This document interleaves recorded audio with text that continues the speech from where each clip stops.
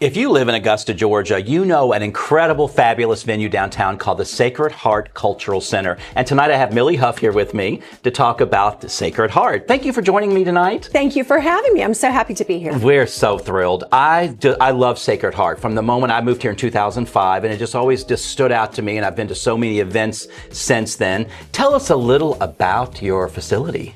Well, it's one of everybody's favorite places in town, and it's been here for almost 150 years. Wow. It is. So it has a remarkable history of really just recovery from a bad time in its history, but it really has just been a centerpiece and an icon in downtown Augusta for almost 150 years. Wow, so amazing. So it was a Catholic church, It was. I believe. We started out as a Roman Catholic church in 1874. We were established by Jesuits, and Jesuits, when they build a church, they also build a school. They're very focused on education. And so a lot of older Catholics in the Augusta area that have roots here went to school and worshiped at Sacred Heart. Wow. When did that close down as a church? So in 1971, there were 3 downtown Catholic churches that were all falling into disrepair. And as other Catholic churches were being established in the suburbs and folks were moving out of the downtown area, there were not enough Catholics to support 3 separate congregations. And so the leadership out of Savannah made the very difficult decision to close 2 of the 3 and merge them into one. And they ultimately saved what was the original Catholic Church that took on its formal name of Most Holy Trinity.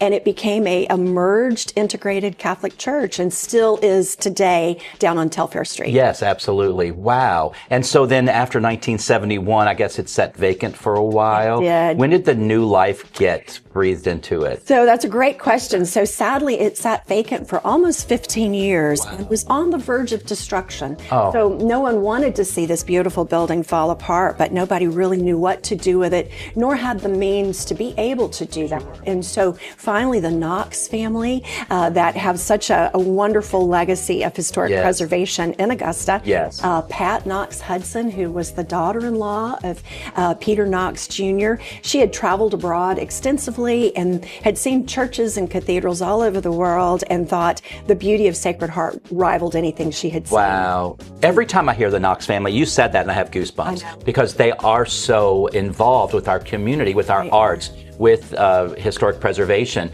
So amazing. Yes. And I saw Pat last night, actually. I know. Yes. Pat is wonderful. She is fabulous. And she's so unassuming, you'd never know. Absolutely. Because she does this out of her heart. And yeah. And usually anonymously, but Yeah. she always credits other people and her family for the dedication to Sacred Heart. But we're still so blessed that Pat is still part of our board and still in and out a lot and super supportive of Sacred Heart, in addition to the other arts community, the rest of the arts community. We need a private, a secret party for her. Absolutely. I guess it wouldn't be so secret, though. We're telling everybody. I know. But anyway, okay, back to Sacred Heart. I could talk about Pat forever. I know. So in the 80s, this was rejuvenated and, oh my God. It sort of went through that rebirth. So it had been listed on the National Register of Historic Places. And so it's protected from the outside. But the best part of the story to me is when Pat Knox went to her father-in-law and said,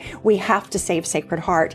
He agreed to do it without really having a long-term plan for it, which to me is the best part of the story. He said, yes, we will save it and figure it out as we go. Wow. And ultimately started a 501c3 nonprofit organization for the purpose of the continued preservation of the building and the campus. Fantastic. So, and the campus houses some building or office businesses, I guess you'd say. Yes, so there are 4 buildings that have all been restored and repurposed on the campus of Sacred Heart. And so our organization takes care of the property and the main structure that people think of Sacred Heart. And then we actually have 9 organizations and small businesses on our campus. And so it's a very supportive, mostly arts community, but we have the American Red Cross is right there, and Raymond James, a financial institution, is right there. Yes. And so it's a great little community of folks that love the building and do their best to take care of it. Fantastic. And you all have a really great gift shop.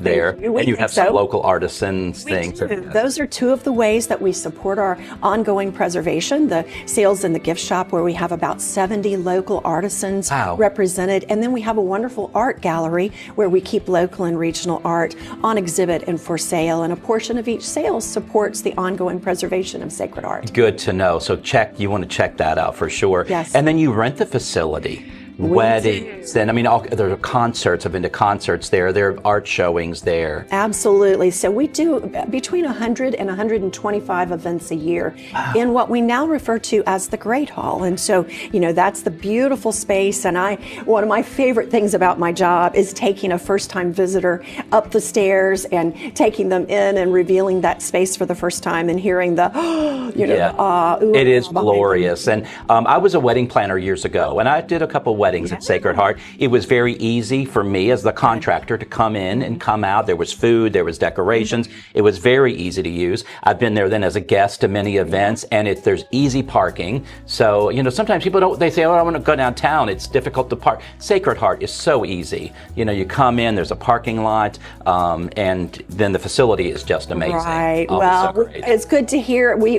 It's really the mainstay of what we do are those events, but we also are one of the most visited tourist attractions. We hate to call it a tourist attraction, but it's a place that we get a lot of folks that are driving through Augusta and search what can we do for free in Augusta. And because we're open Monday through Friday, we get lots of knocks on that door and people from other countries and lots of national folks. But my favorite is when somebody comes in and says, I've grown up in Augusta and I've driven by this building 1,000 times, but I'd really like to see the inside of it. That's my favorite. Right. Yes. Well, it's just so beautiful. It just grabs everybody's attention. But Millie, thank you so much for joining us tonight. Guys, you have to check out Sacred Heart Cultural Center if you haven't.